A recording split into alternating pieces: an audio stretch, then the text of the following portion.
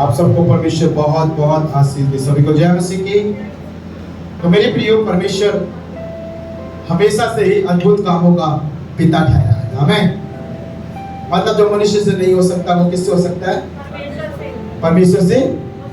कितने लोग विश्वास करते हैं अपने परमेश्वर पर कि जो मनुष्य से नहीं हो सकता वो मेरे खुदा से हो सकता है।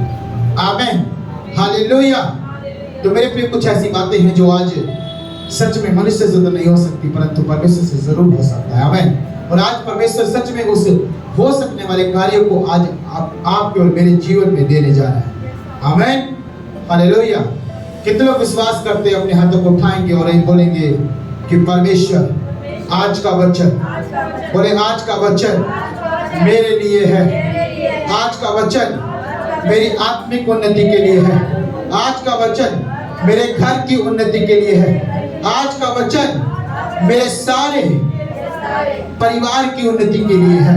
आज का वचन मेरे फाइनेंस के लिए, मेरी कमाई के लिए, मेरे पैसों के लिए, मेरे धन के लिए, मेरी हर एक उस आशीष के लिए जो मेरे जीवन में प्रभु तो देना चाहता है। आज उसकी उन्नति होगी। मैं विश्वास करता हूँ कि आज 100 गुना मेरे घर में, परिवार में, मेरे जीवन में 100 गुना उन्नति को मैं देखूंगा। प्रभु यीशु मसीह के सामर्थ्य नाम में मैं विश्वास के साथ प्रार्थना को मांगता हूँ।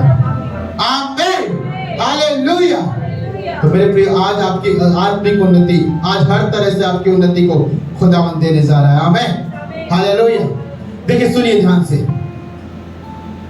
बाइबल के अंदर बहुत सारे वचन हैं, बहुत सारे वचन हैं।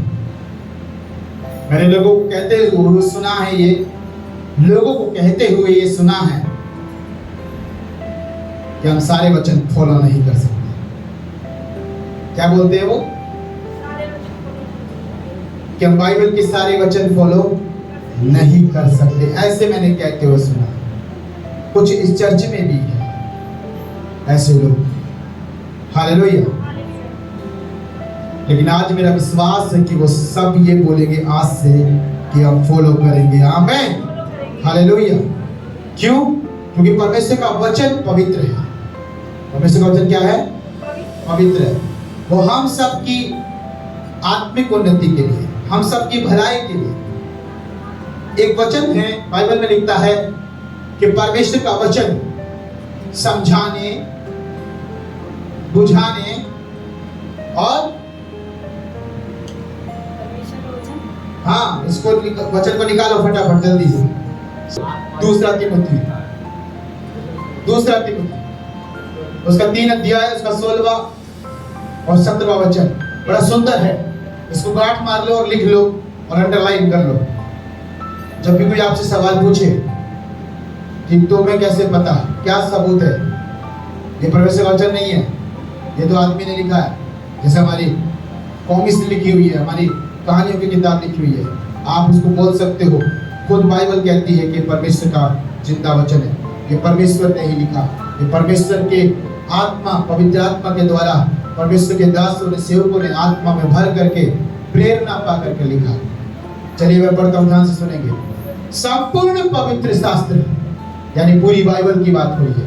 संपूर्ण पवित्र शास्त्र परमेश्वर की प्रेरणा से रचा। आमीन। आप ऐसा जवाब देंगे आज से। आपका मुंह बंद नहीं होना चाहिए जब परमेश्वर के लिए कोई सवाल उठता है। संपूर्ण पवित्र शास्त्र परमेश्वर की प्रेरणा से रचा गया है और इसमें क्या क्या चीजें हैं? उपदेश है और समझाने और सुधारने और धार्मिकता की शिक्षा के लिए लाभदायक। हालेलुया। आज ये पवित्र शास्त्र कैसे परमेश्वर लोगों के जीवन को बदलता है? नंबर 1, उपदेश के द्वारा, समझाने के द्वारा, सुधारने के द्वारा और धार्मिकता की शिक्षा के द्वारा, जो कि हम सब के लिए लाभदायक है। और प्रभु का वचन कहता है 17 में, ताकि परमेश्वर का जन, यानी जो विश्वास करता है यीशु मसीह पर, परमेश्वर का जन सिद्ध बने। यानी इस वचन के द्वारा हम अपने जीवन को कैसे बनाएंगे? सिद्ध बने और हर एक भले काम के लिए तैयार हो जाएं, यानी तत्पर हमेशा हाजिर हो, खड़े हो जाए। हालेलुया। ये बहुत सुंदर वचन है इस बाइबल का। ये मुझे वैसे जुबान से याद रहता है, परंतु आज इस बात को जो है 2 तीमुथियुस 3 किताब 3 अध्याय में हमेशा याद रखिए, यहाँ मिलेगा। हालेलुया। ये अद्भुत वचन है। तो क्या है यहाँ पर परमेश्वर का वचन मेरे प्रियो, अभी हमने देखा ये खुद परमेश्वर ने लिखा है, ये खुद परमेश्वर ने बोला है, ये खुद परमेश्वर के द्वारा दिया गया है। हालेलुया। कितने लोग आज भी नहीं समझ पा रहे इस चीज को, वो लोग नहीं समझ पा रहे। जैसे मैंने पहले सवाल किया कि आज मैंने बहुत सारे मनुष्य को, बहुत सारे विश्वासियों को ये कहते हुए सुना है कि हम बाइबल के सारे वचन फॉलो नहीं कर सकते। तो आज इसीलिए वचन ये मैंने दिखाया। अगर आप परमेश्वर के वचन को फॉलो नहीं करेंगे तो किसको फॉलो करेंगे बताएं? यीशु मसीह को अगर फॉलो नहीं करेंगे तो किसको फॉलो करेंगे? तुम दुनिया को कहते हो कि क्रिश्चियन हो, मसीह हो, जब फॉलो करने की बातें आए इंस्टाग्राम पे आप फलानी लड़की को, फलाने लड़के को, किसी को फॉलो कर लोगे, लेकिन यीशु मसीह को फॉलो करने की बात आए तो आप यीशु मसीह को फॉलो क्यों नहीं करते? वचन कौन है? वचन कौन है? वचन कौन है? हाँ, वचन प्रभु यीशु है, परमेश्वर है वो। और ये वचन मैंने तो अपनी इच्छा से नहीं लिखा कि मैंने रात को बैठ करके बाइबल लिख दी। हाँ, क्या आप में से किसी ने लिखा इस बाइबल में? अगर मनुष्य लिखता तो मनुष्य कैसी बातें होती है कि नहीं? समझ पा रहे हैं? अगर मनुष्य बाइबल लिखता तो मनुष्य कैसी उसमें बातें होती, मतलब सोच करके समझ में आता कि मनुष्य ने लिखा है। लेकिन आज यही वचन बंधनों को तोड़ रहा है।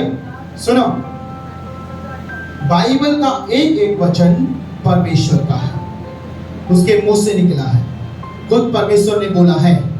और एक एक वचन ये इतना सामर्थ्य है कि ये आग में ताया हुआ है, क्योंकि परमेश्वर एक आग है। परमेश्वर क्या है? एक आग है। जब परमेश्वर एक आग है तो उसके मुंह से निकला है वचन, तो ये ताया हुआ है ऑलरेडी। आप में से कितने के घरों में खाना पका के खाया जाता है या कच्चा खा लेते? पालक लेके आए 20 रुपए किलो, आधी किलो पालक निकाला, छांटा और उसे खा गए कच्चा। ऐसा है? आलू लेके आए 20 रुपए किलो, 25 रुपए किलो, जितना भी आपको अच्छा लगता है सुंदर वाला उठा झोल दिया, झोलने के बाद आपने कच्चा खा गए। हाँ पलक, कभी ऐसा हुआ कि आपने कच्चा आलू खा लिया, भूख लग रही थी, या उसको पका के खाओगे? कितने लोगों को पका हुआ खाना अच्छा लगता? आमीन। यानी आपको पकाना पड़ेगा। तो वैसे ही परमेश्वर का वचन ऑलरेडी पहले से पकाया है, तो हमें खाने में क्यों दिक्कत हो रही है? हालेलुया। कितने लोग बुद्धिमान समझदार है कि हमें खाने में दिक्कत क्यों हो रही है? क्यों हम ऐसे नहीं बोलते कि परमेश्वर का एक एक वचन मैं फॉलो करूंगा? क्यों हम ऐसा बोलते हैं कि हम परमेश्वर के वचन फॉलो नहीं कर सकते? क्या ये कठिन है? क्या ये बहुत चट्टान जैसा सख्त है? क्या ये वचन कठोर है? हालेलुया। सुनो ध्यान से, परमेश्वर का वचन बहुत सरल है, बहुत सरल है। तभी तो परमेश्वर ने जगत के मूर्खों को चुना है। सुनो ध्यान से, परमेश्वर का वचन इतना कठोर नहीं, इतना पहाड़ जैसा नहीं है जो हम ये बोले कि नहीं हम फॉलो नहीं करें, लेकिन फॉलो तो करना पड़ेगा ना। हालेलुया। आशीष तो पानी है। अगर ये वचन फॉलो किया गया तो इसकी आशीष आती है। आमीन। कितने लोग विश्वास करते हैं कि परमेश्वर के वचन में आशीष है? आमीन। तो फॉलो करना है। आशीष को पाना है तो क्या करना पड़ेगा? फॉलो करना पड़ेगा। और जो फॉलो ना करे तो वो आशीष नहीं पाएगा, सीधी सी बात। इसलिए आज लोग दुखी हैं, परेशान हैं, क्योंकि वो आशीष तो पाना चाहते हैं, लेकिन बात आती है परमेश्वर के वचन की तो फॉलो करने में वो चूक जाते हैं। हालेलुया, सही बात कह रहा हूँ महावीर जी? हाँ, बहुत सारे मसीह लोग हैं ना, आज मसीह मसीह पर उंगली उठा देता है। पहले पास्टर जी, पहले मेरी पत्नी को बोलो, चर्च में जाती लेकिन सुधरी नहीं। अरे पास्टर जी, पहले मेरी पत्नी को बोलो, चर्च में जाता लेकिन सुधरा नहीं, मैं तब जाऊंगी चर्च, मैं तब जाऊंगा चर्च जब मेरी पत्नी सुधर जाएगी। वाई, क्यों ये समस्या आई? क्योंकि फॉलो नहीं हो पा रहा है। चाहिए सब कुछ, अच्छा लगता है, बढ़िया लगता है, आमीन, लेकिन उस अच्छे लगने में और बढ़िया लगने में हमें मेहनत भी तो करनी पड़ेगी। कच्चा तो नहीं खा सकते ना। सब्जियां तो तुम मार्केट में जाते, सब्जी मंडी में जाते तो सारी सब्जी अच्छी लगती है कि झोले में ये भी भर लूं और झोले में ये भी भर लूं, लेकिन पकाना कौन सी जानते हो? हाँ, ड्रम स्टिक।